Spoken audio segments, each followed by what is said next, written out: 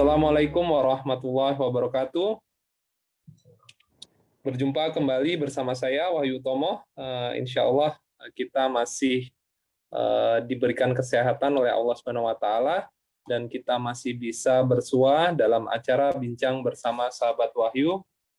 Dan mudah-mudahan Allah berikan kita kesehatan, kenikmatan iman dan Islam sehingga kita bisa menyampaikan kebenaran. Dan sholat serta salam semoga senantiasa tercurahkan kepada Rasulullah Muhammad SAW.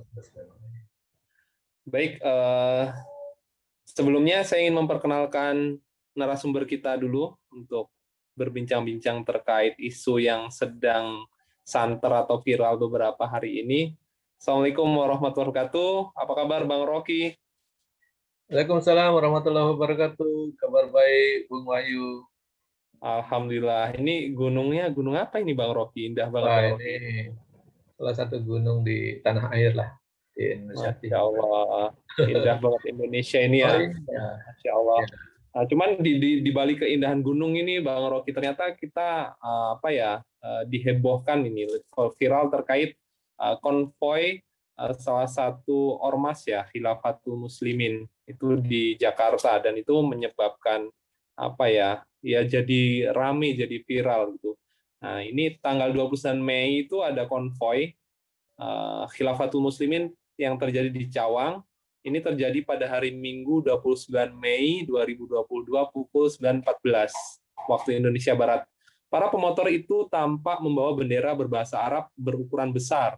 Nah, sejumlah poster berisi pesan terkait khilafah pun turut dibawa peserta konvoy. Ada poster yang berbunyi sambut kebangkitan khilafah Islamiyah.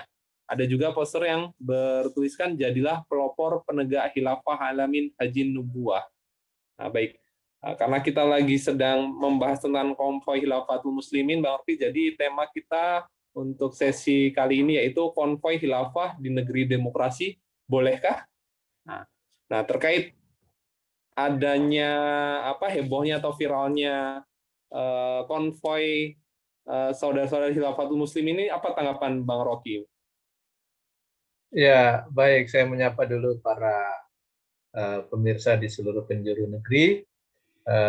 Semoga para pemirsa Bincang Sahabat Wahyu ini dalam keadaan sehat walafiat dan mendapat barokah dari Allah SWT. Ya, terkait dengan adanya konvoy yang dilakukan oleh sebagian warga negara Indonesia yang terjadi di Jakarta, mungkin tidak di Jakarta aja, ada saya dengar juga di beberapa daerah lainnya. Gitu. Nah, ini menurut saya sih dalam konteks negara demokrasi, konvoy seperti itu, perbedaan pendapat yang ada, perbedaan pandangan yang ada, mestinya disikapi dengan wajar-wajar saja, normal-normal saja, dan tidak menjadikan itu sebagai satu problem dalam kehidupan berbangsa.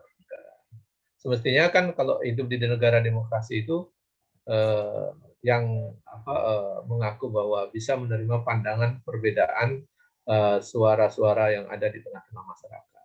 Jadi mestinya kita hormatilah kan mereka bagian dari negara warga negara kita. Kemudian apa yang disampaikan ternyata yang dibawa isu tentang khilafah. Nah, semestinya juga sebagai umat Islam mayoritas negeri ini isu seperti pandangan Islam tentang khilafah itu kan bagian dari ajaran Islam yang semestinya tidak perlu dipersoalkan. Dan kalau ada orang yang mempunyai pandangan seperti itu, ya biarkan saja. Namanya pro kontra kan. Nah, yang aneh itu kalau ada umat Islam kok jadi tidak suka dengan ajaran Islam itu sendiri. Gitu. Nah, itu mungkin yang aneh. Gitu. Padahal dia di negeri kaum muslimin.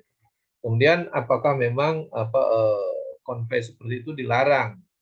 Di negara demokrasi mungkin jangan hanya konvoy tentang bicara khilafah, banyak sekali orang konvoy gitu. Anak-anak sekolah selesai ujian, kelulusan, mereka konvoy kemana-mana gitu.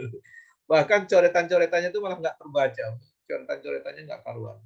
Nah, ini menurut saya suatu hal yang lain. Kemudian juga banyaklah geng-geng motor yang suka konvoy-konvoyan dan seterusnya. Ada konvoy macam-macam. Saya pikir sepanjang dia tidak mengganggu ketertiban umum, tidak mengganggu membahayakan masyarakat yang menggunakan jalan, Saya pikir wajar-wajar saja disikapi dan anggap tidak ada apa-apa gitu ya. Jadi tidak membuat resah lah di kehidupan kita bersama ini. Kita ini sudah hidupnya susah ini. Harga-harga Ya, naik, terus kemudian ini lagi ribut mau naik BBM lagi gitu ya. Harga pangan naik, semua susah gitu ya. Nah, ini malah yang diributkan hal itu. Jadi menurut saya sudahlah cukup kehidupan kita yang susah ini jangan ditambah buat gaduh. Orang-orang yang sudah menyampaikan anggap biasa-biasa saja. Bagian dari ajaran Islam tuh kalau mereka menyampaikan itu bagian dari perbedaan pandangan. Ada yang pro, ada yang kontra biasa. Jangan justru malah dikriminalisasi. Menurut saya kalau dikriminalisasi itu menurut saya sudah jauh sekali itu. Ada niat yang kurang baik. Kira-kira begitu, Bung baik, Wahyu. Bang Rocky. Memang sepertinya karena memang apa yang ya selain masalah konvoynya, sepertinya ada pihak-pihak yang menggoreng karena memang poster yang ditulis itu terkait khilafah gitu, Bang Rocky. Nah, seperti dilansir dari Detik News bahwa Kabid Humas Polda Metro Jaya Kombes E. Julpan itu menyatakan bahwa bendera khilafah itu tidak dibenarkan di Indonesia. Nah, terkait dengan adanya video yang di media sosial terkait adanya patroli atau konvoi kendaraan bermotor membawa tulisan khilafah, ini tidak dibenarkan. Nah, kemudian yang kedua, Bang Rocky, bahwa ahli literasi dan ideologi Universitas Islam Negeri UIN Jakarta, Muslimin menyebut ideologi khilafah yang diserukan tidaklah konkret dan relevan bagi Indonesia kini dan yang akan datang. Jadi memang dasar ideologi Khilafatul Muslimin ini ya memang mengambil dari tafsir dan pemahaman sempit atas Al-Quran dan hadis. Nah, menurutnya, sistem khilafah yang dimaksud dalam Al-Quran dan hadis sebenarnya bukanlah dalam bentuk sistem pemerintahan atau negara, melainkan lebih mencerminkan kepemimpinan akhlak serta moral yang paripurna. Nah, apa tanggapan Bang Rocky terkait dua pernyataan ini, Bang Rocky? Ya, terkait dengan pernyataan dari pihak aparat, Ya, saya pikir aparat bertindak selaku bagian dari fungsi negara, yaitu melindungi segenap bangsa dan seluruh tumpah darah. Kalau ada warga negara yang beda pandangan, beda pernyataan, pemahaman, ya dia posisinya berdiri di tengah, mengayomi semua. Jadi kalau ada pro kontra tentang khilafah di tengah-tengah masyarakat, aparat keamanan, aparat kepolisian atau aparat negara itu posisinya melindungi semuanya, baik yang pro maupun yang kontra, dua-duanya dilindungi. Gitu. Jadi tidak boleh masuk ke salah satunya, gitu. Mau pro yang mana gitu kan? Semestinya dua-duanya dilindungi karena kewajiban dia posisinya sebagai aparat. Tinggal nanti dilihat apakah ada koridor hukum yang dilanggar. Misalnya kalau dia konvoi nggak bawa kelengkapan atau menyalahi jalur, tinggal ditilang saja kan ya, selesai itu. Nggak usah ribut ya, lagi gitu. Jangan dipolitisasi dengan isu yang lain. Jadi kalau dia mengomentari hal yang lain di luar kopinya itu udah politisasi namanya. Jadi harus profesional lah. Itu yang pertama. Yang kedua terkait dengan pernyataan yang menyatakan bahwa tadi disebutkan ya dari literasi bahwa ideologi ya, khilafah gitu ya. Saya ya, pikir ini salah kaprah ya, salah kaprah. Jadi yang perlu diluruskan, khilafah itu bukan ideologi. Khilafah itu adalah sebuah sistem pemerintahan yang ketika Rasulullah Shallallahu Alaihi Wasallam wafat, sistem pemerintahan itu diwariskan kepada sahabatnya untuk melanjutkan kepemimpinan. Nah, ketika diwariskan itu, maka sahabat yang pertama mewarisi kepemimpinan itu sebagai pemimpin kenegaraan dan pemerintahan itu adalah Khalifah Abu Bakar. Dan disitulah menjadi persoalan tonggak sejarahnya. Karena diwariskan oleh Rasulullah SAW itu, sistem pemerintahannya itu bukan sistem kerajaan, bukan sistem demokrasi atau sistem republik. Kalau sistem kerajaan, pasti yang mewarisi Abu Bakar itu disebut Raja Abu Bakar. Kan tidak pernah kita dengar dalam sejarah itu ya, Raja Abu Bakar. Kalau sistem pemerintahan Nabi yang diwariskan itu bentuknya adalah republik, maka bisa jadi Abu Bakar disebut sebagai presiden. Dalam catatan sejarah kita tidak pernah menemukan catatan sejarah bahwa Abu Bakar itu disebut presiden.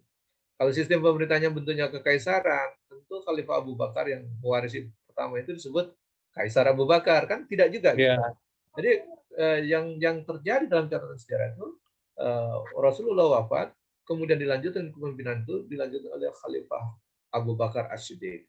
Maka clear ya, jabatannya disebut khalifah, sistemnya disebut khilafah. Itu kira-kira di situ posisinya. Ya. Jadi itu sistem pemerintahan, bukan ideologi. Jadi kalau ada siapapun, baik pejabat maupun masyarakat yang mengatakan bahwa khilafah itu sebagai sebuah ideologi, itu jelas-jelas keliru dan menyesatkan. Apalagi kalau pejabat, keterlaluan lah, nggak bisa membedakan mana sistem pemerintahan, mana ideologi, kan gitu. Jadi beda jauh lah itu. Jadi sistem Nah, pemerintahan, masalahnya ini yang menyampaikan itu ahli literasi dan ahli ideologi, Bang Rocky. ya mohon maaf, itu mungkin butuh diuji lagi lah, kira-kira begitu ya. Di mana letak dia Baik. memahaminya bahwa khilafah itu dipandang sebagai ideologi. Yang pasti khilafah itu adalah sistem pemerintahan yang diwariskan oleh Rasul kepada para sahabatnya yang kemudian dipimpin oleh khalifah pertamanya itu Khalifah Abu Bakar. Nah, ideologinya ideologi Islam, kira-kira begitu. Jadi mungkin nanti Baik. perdebatannya panjang kalau mengatakan bahwa Baik. khilafah itu ideologi. Jauh sekali lah gitu kira-kira. Nah, mungkin itu Bung Wahyu ya. Baik, memang selama ini apa ya, narasi-narasi yang dibuat itu apa ya, mengarah ke narasi negatif terkait makna-makna apa ya, khilafah ini, Bang Rocky. Tapi kita ketahui bersama justru fatwa MUI itu menegaskan jihad dan khilafah ajaran Islam ya kan. Karena hal itu telah diumumkan lewat Ijtima Ulama ke-7 Komisi Fatwa Majelis Ulama Indonesia yang resmi ditutup pada saat itu kurang, kalau saya tidak salah ingat, tanggal 10 November 2021 Satu. Ya. telah menyepakati 17 keputusan fatwa. Nah, salah satu poin pembahasannya itu adalah terkait makna jihad dan khilafah.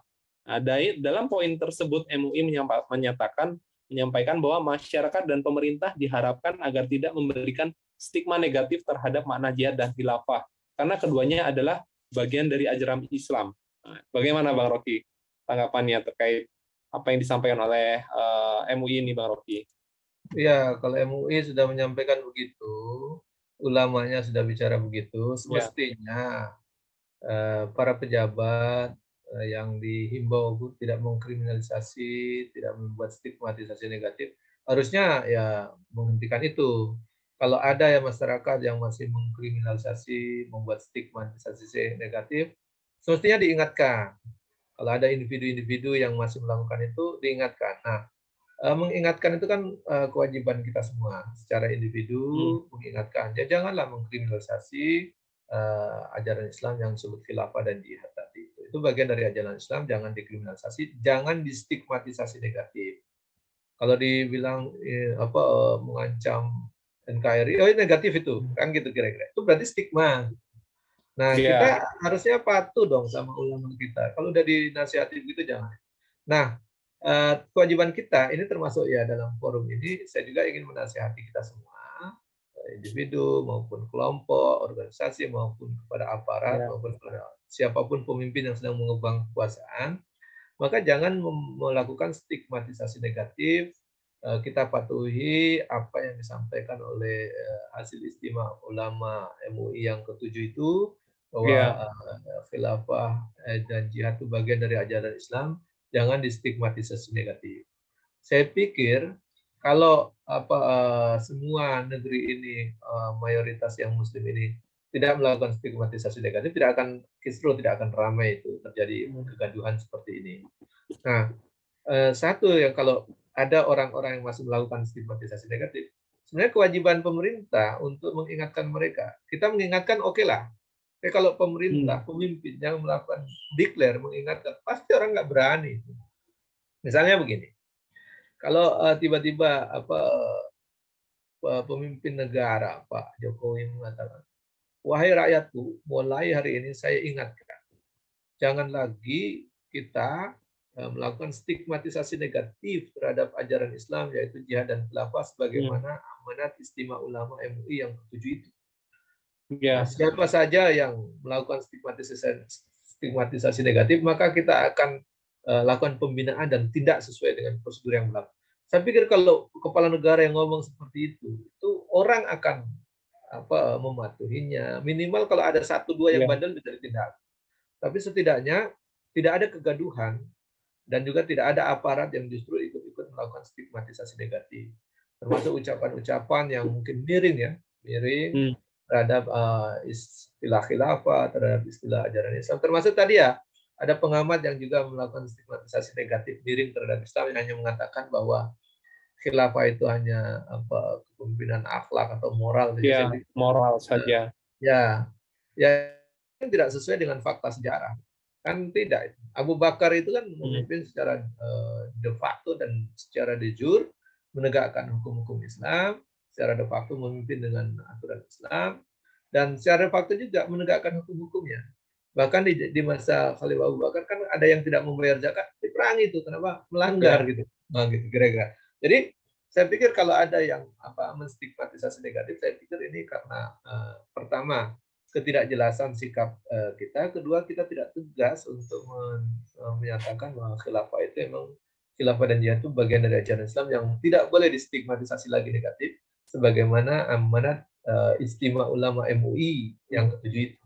Nah, kalau itu kita patuhi ulama kita, semestinya tidak ada lagi yang melakukan stigmatisasi negatif, baik itu masyarakat biasa, maupun ormas, maupun juga aparat, termasuk para pemimpin negeri.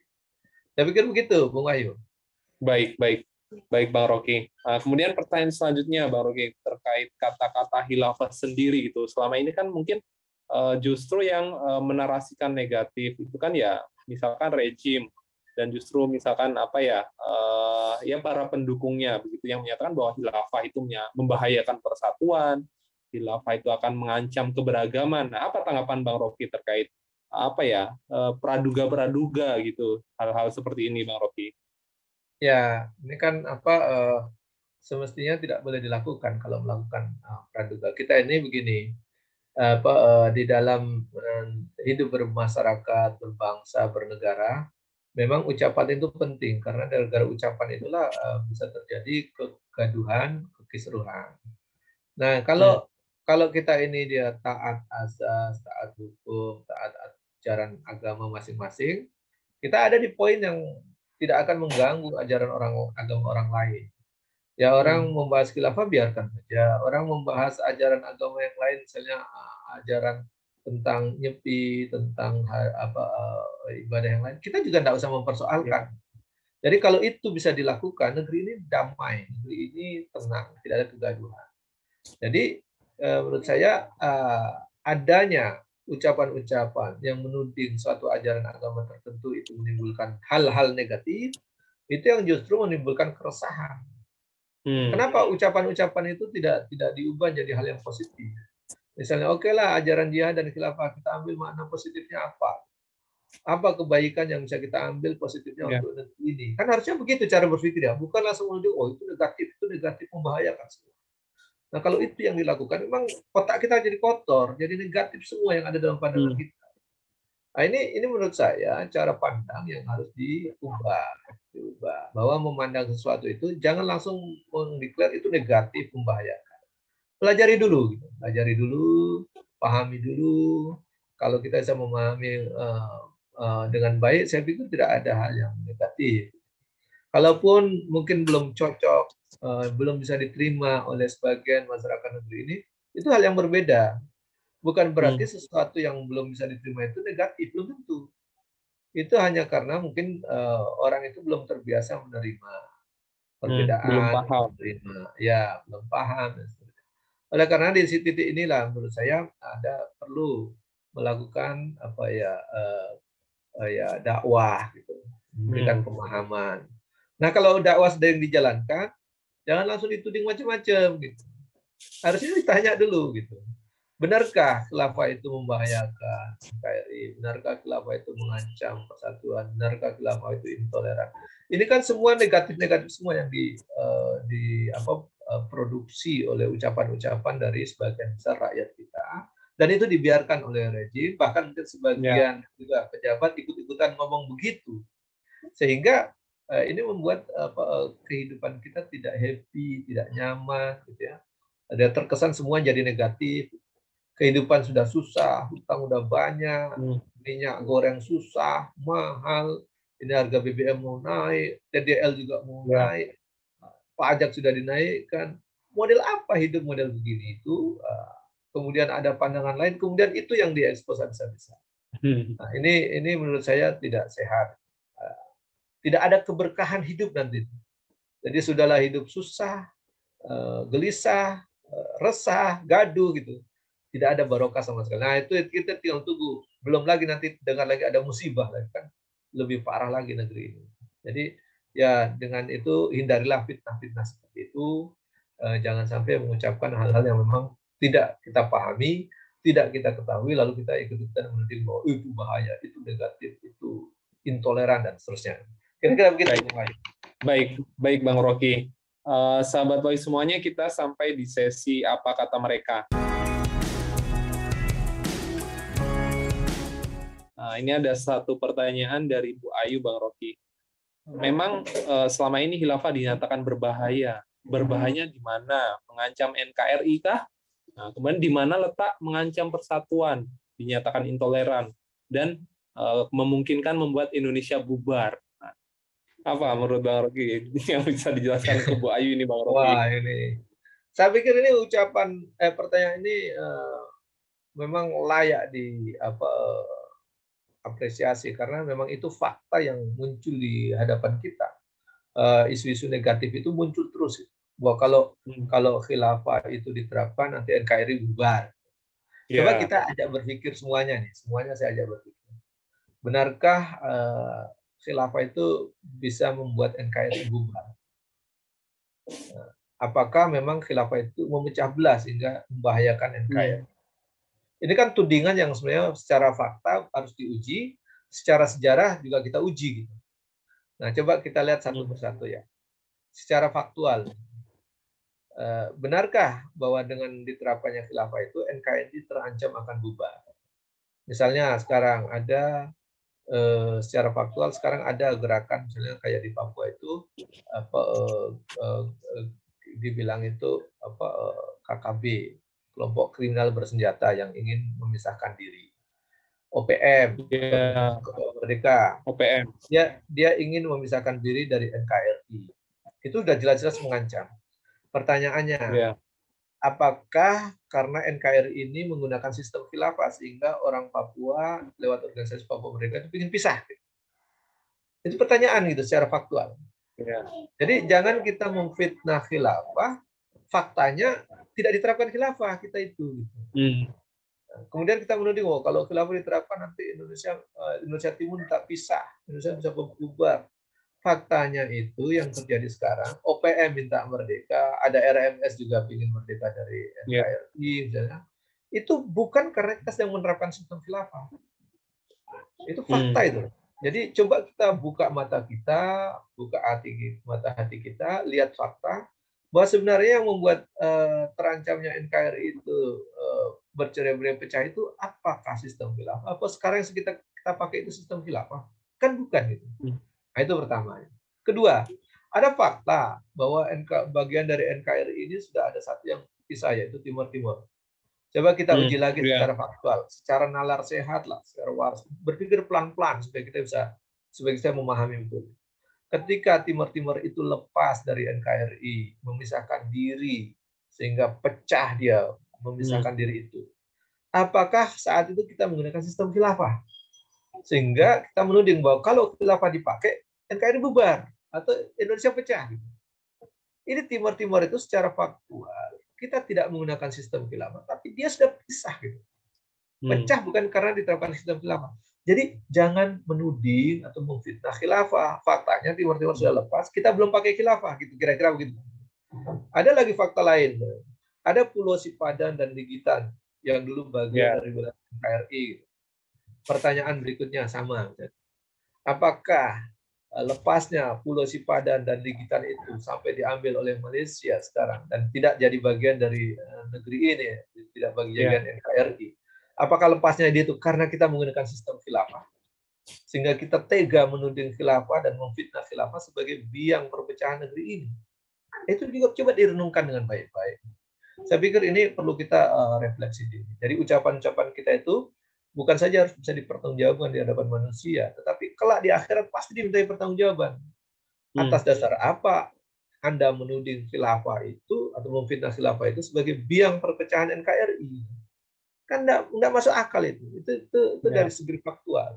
Saya pikir ini kalau kita berpikir dengan waras, tentu tidak akan berani kita memfitnah khilafah yang akan bisa membahayakan NKRI atau membuat NKRI ini berubah. Justru menurut saya dengan sistem khilafah itu NKRI itu bisa jadi kuat dan bahkan meluas Karena dengan pengalaman sejarah, khilafah itu tidak memecah belah, justru mempersatukan. Nah, gitu kira-kira gitu ya. Ada sistem Islam itu mempersatukan, bukan memecah belah. Bahkan mempersaudarakan, bukan sekedar mempersatukan. Ada ingat sejarah ketika pertama kali Islam diterapkan di Madinah, itu kan terjadi perbedaan yang cukup tajam antara kaum Muhajirin dan Ansor. Kaum Muhajirin pendatang itu yang miskin-miskin, tidak punya harta. Kaum Ansor itu sebagai penolong orang yang di Madinah yang kaya raya, yang punya pekerjaan, punya bisnis, punya harta, punya tanah, punya rumah. Sementara orang Muhajirin tidak punya tanah, tidak punya rumah karena baru hijrah. Apa yang dilakukan oleh Rasulullah SAW ketika mencontohkan bagian sistem Islam itu mempersatukan, bahkan bukan sekedar mempersaudarakan. Rasulullah mempersaudarakan antara Muhajirin dan Ansor, sehingga orang-orang Muhajirin dan Ansor bersaudara, sehingga ada yang punya rumah dikasihkan rumah, ada yang punya tanah dikasihkan tanah, ada yang punya bisnis dikasihkan bisnis, sehingga semua bisa berjalan dengan normal dan tidak ada kesenjangan yang tinggi lagi. Justru bukan sekedar mempersatukan, tapi mempersaudarakan. Nah, kita ini, gitu ya, kenapa tega-tega menuding Islam itu bisa memecah belah, gitu, kira-kira gitu. Tega-tega menuding ajaran Islam khilafah itu sebagai pemecah belah. Padahal kalau kita mau melihat dari sisi positifnya, diambil beberapa spiritnya, ajaran itu bisa mempersatukan, bahkan sampai tingkat tertentu yang lebih tinggi, bukan sekedar mempersatukan, tapi mempersaudarakan. Kan luar biasa itu. Jadi kalau sudah bersaudara itu pasti kuat itu. Nah, negeri ini jadi lebih kuat, kemudian bisa lebih sejahtera. Saya pikir itu ya. Jadi ini butuh kita ajak saudara-saudara kita di negeri ini untuk memandangnya dengan lebih positif, sehingga negeri ini bisa lebih baik dan lebih positif. Dari cara pandang yang keliru, suka memfitnah, suka juga menuding-nuding, membahayakan NKRI dan seterusnya. Saya pikir dari situlah kita tidak akan mendapatkan sisi positif dari ajaran Islam itu sendiri. Nah, mungkin begitu, Bung Wahyu. Baik. Baik. Kemudian Bang Rocky, sebenarnya bagaimana ya gambaran sejarah peradaban Islam itu menyikapi perbedaan pandangan tentang khilafah ini, Bang Rocky? Apakah ada pernah terjadi gitu, Bang Rocky? Ya, kalau saya lihat terkait dengan sejarah Islam, justru di situ dalam perjalanannya itu dia menjadi negara adidaya hampir 13 abad, sekitar 13 abad. Dan itulah sebenarnya kalau kita ingin menjadi negara adidaya, pilihannya adalah menggunakan sistem mencontoh negara yang pernah menjadi negara adidaya. Kalau mencontoh yang sekarang pernah menjadi negara adidaya kan, ya Inggris pernah menjadi negara adidaya, Amerika sekarang menjadi negara adidaya, atau Rusia pernah menjadi, Uni Soviet ya pernah menjadi negara adidaya walaupun sudah runtuh. Nah, kalau kita ingin negeri ini menjadi negara adidaya, maka menggunakan konsep yang pernah terbukti dan teruji mengantarkan sebuah negara itu menjadi negara adidaya. Pilihannya kalau tidak sistem kapitalisme yang dipakai oleh Amerika dan kawan-kawan sekarang, atau sistem komunisme yang dipakai oleh Rusia atau Uni Soviet dulu gitu, atau menggunakan sistem Islam yang pernah dipakai oleh sistem kekhilafahan itu, kan pilihannya cuma itu. Jadi itu bisa sudah terbukti dalam sejarah Islam untuk mengantarkan suatu negeri menjadi negara adidaya. Nah, kalau pandangan Islam terhadap perbedaan-perbedaan itu bagaimana? Dalam sistem khilafah itu, dalam perjalanan sejarah tidak pernah memimpin sebuah negara yang heterogen, tetapi justru negaranya majemuk. Anda bisa bayangkan yang ketika khilafah melewati Andalusia, memimpin sampai ke Turki, Utsmani, dari Arab. Jadi semua suku, semua agama pernah hidup bernaung di bawah sistem kekhilafahan dengan damai. Coba saya ingin mencontohkannya. Ketika Khalifah Umar bin Khattab membebaskan Palestina atau Al-Aqsa dulu ya, gitu. Itu kan uskup pendeta Sophoninus itu kan ketakutan ketika Khalifah Umar itu datang. Di bayangannya, waduh ini ada akuisisi atau ada eksekusi yang mengerikan. Faktanya ada pembantaian tidak. Dipikirnya, Pak. Iya, dipikirnya ada pembantaian, ada pembunuhan. Tidak. Khalifah Umar datang, justru ketika mau diserahkan kunci gereja dan kunci rumah ibadah, Khalifah Umar mengatakan tidak, kami datang untuk melindungi Anda semua. Jadi Islam hadir untuk melindungi dan menjadi rahmat bagi semesta alam. Itu ketika ada kekhilafahan. Umar itu sebagai khalifah kedua. Jadi bukan presiden, bukan kaisar, bukan raja. Jadi itu penting di catatan sejarah. Jadi jangan kita menganggap bahwa sistem kepemimpinan itu spiritnya aja enggak, tapi bentuk dan konsepnya penting kita pahami juga. Nah, Khalifah Umar membuktikan bahwa kepemimpinan dalam memimpin kekhilafahan dulu ketika masuk Palestina itu semua dilindungi. Makanya kita sampai sekarang kita bisa melihat itu apa peninggalan-peninggalan jejak-jejak yang masih utuh gitu ya. Jadi bahkan agama lain pun bisa hidup dengan damai dalam naungan sistem kekhilafahan itu. Terbukti di Palestina. Sampai sekarang ketika tidak ada khilafah, Palestina seperti apa coba? Terjadi pembantaian sana sini terus. Tapi kalau dalam sistem khilafah dulu, Umar bin Khattab membebaskan itu dengan damai. Dan di negara-negara Eropa lain, khilafah memimpin mereka. Bahkan kita lihat di Andalusia, di Spanyol, Cordoba, itu kan kita bisa melihat ya, bahwa sejarah telah mencatatnya bahwa itu bukan homogen. Jadi penduduk masyarakat itu bukan semua Muslim, tapi bercampur baur, semua bisa hidup situ. Seperti di Palestina itu kan bukan semua Muslim, ada Yahudi, ada Nasrani bergabung situ. Sepanjang mereka bisa hidup damai di situ, tunduk di bawah pemerintahan kekhilafahan dan tunduk dengan syariat Islam, mereka tidak diapa-apakan, dilindungi dengan baik. Darah mereka sebagaimana darah kaum muslim, harta mereka dilindungi sebagaimana harta kaum muslim. Nah ini yang mungkin harus disampaikan. Jadi jangan juga mengatakan, wah kalau khilafah pembantaian, di mana pembantaiannya? Jadi jangan mengambil segmen negatif. Kalau kita mencari segmen negatif, ketemulah orang yang negatif itu, pemikiran negatif. Jadi ini kalau kita lihat dalam catatan sejarah, ya kekhilafahan itu membuktikan bahwa dia memimpin 2/3 dunia dalam catatan sejarah menjadi negara adidaya, tetapi semua bisa hidup nyaman. Dan sampai dia runtuh, karena memang takdir Allah, bahwa memang dalam hadis itu memang disebutkan bahwa memang akan suatu masa akan dicabut kekuasaannya dan dipergilirkan oleh Allah SWT ketika Allah berkehendak. Dan insya Allah akan kembali lagi ketika Allah berkehendak. Nah mungkin itu yang mungkin perlu juga kita paham. Mungkin begitu, Bung Wahyu. Baik. Baik, Bang Rocky. Sebenarnya kita sudah sampai di penghujung acara terkait tema kita hari ini, Bang Rocky. Tapi sebelumnya saya ingin mendengarkan closing statement terkait konvoi khilafah di negeri demokrasi. Bolehkah? Silakan, Bang Rocky. Ya, semestinya boleh. Karena menurut saya tidak ada satu produk hukum pun yang melarang khilafah maupun konvoinya maupun yang lain. Konvoi-konvoi yang lain aja boleh, masa konvoi begitu tidak boleh. Gitu. Kedua, bahwa kita semestinya memandang sistem khilafah tadi jangan dari perspektif yang negatif.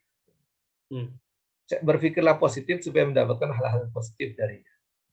Sehingga jangan melakukan stigmatisasi negatif terhadap khilafah sebagai ajaran Islam. Apalagi kalau kita sebagai Muslim, aneh sekali itu. Bagaimana mungkin seorang Muslim membenci ajaran agamanya sendiri? Luar biasa itu. Nah, itu. Jadi sebagai Muslim saya imbau, sebagai yang non Muslim saya pikir kita saling menghormati. Kalau ada ajaran agama orang lain kita hormati, kita hargai, tidak kita ganggu. Juga kita tidak membuat pernyataan-pernyataan negatif tentang itu. Nah itu wujud toleransi. Nah Islam mengajarkan itu. Jadi ini penting juga kita paham. Jadi kita jangan sampai terprovokasi untuk ikut memfitnah khilafah dan menstigmatisasi negatif terhadap ajaran Islam itu, sehingga kita lupa diri sebagai Muslim ikut membenci bahkan memusuhi ajaran Islam itu sendiri. Itu tidak boleh terjadi. Maka kewajiban kita adalah menyampaikan dakwah dengan baik. Tentu tidak boleh dengan kekerasan, tentu dengan bil hikmah dan wal mau'izah hasanah. Bagi para pemimpin di negeri ini, Anda punya kewajiban yang lebih besar untuk membuat kehidupan negeri ini lebih barokah, lebih taat kepada aturan-aturan Allah, sehingga yang muncul di negeri ini adalah berlimpahnya barokah, bukan datang musibah. Nah, oleh karenanya jangan mengajari rakyat untuk memfitnah ajaran Islam, termasuk khilafah. Maka kewajiban Anda, orang-orang yang punya kekuasaan, mencegah terjadinya fitnah itu melebar. Buat pernyataan untuk menghentikan berbagai bentuk fitnah itu. Kita hormati ajaran Islam itu, hormati juga ajaran orang lain. Jangan sampai dengan pernyataan-pernyataan kita itu justru menimbulkan fitnah. Ingat, pernyataan itu bukan hanya berefek di dunia, tetapi juga di akhirat akan dimintai pertanggungjawaban. Saya pikir ini yang mungkin butuh kita sama-sama jaga, kita sama-sama pahami. Saya pikir kalau itu bisa dilakukan, maka insya Allah kehidupan di negeri ini penuh barokah dan jauh dari musibah. Terima kasih. Assalamualaikum warahmatullahi wabarakatuh. Waalaikumsalam warahmatullahi wabarakatuh. Masya Allah, penjelasan yang sangat bermanfaat untuk kita semua, sahabat Wahyu. Namun sepertinya kita sudah sampai di penghujung acara. Kita sudah membahas tentang konvoi khilafah di negeri demokrasi. Bolehkah? Mudah-mudahan dengan tema kali ini kita bisa mengambil pelajaran, mengambil hikmah bahwasannya selaku seorang Muslim, seharusnya kitalah yang mendakwahkan terkait ajaran-ajaran Islam. Jangan sebaliknya, jangan kita justru menarasikan, menstigma negatif terkait ajaran-ajaran Islam. Karena jika bukan kita, siapa lagi yang mendakwahkannya? Mungkin itu saja dari kami. Apabila ada kata-kata yang salah, saya mohon maaf, dan kepada Allah saya mohon ampun. Sampai bertemu di episode selanjutnya dalam acara Bincang Bersama Sahabat Wahyu, dan kepada Bang Rocky kami ucapkan terima kasih, jazakallah khair atas waktunya.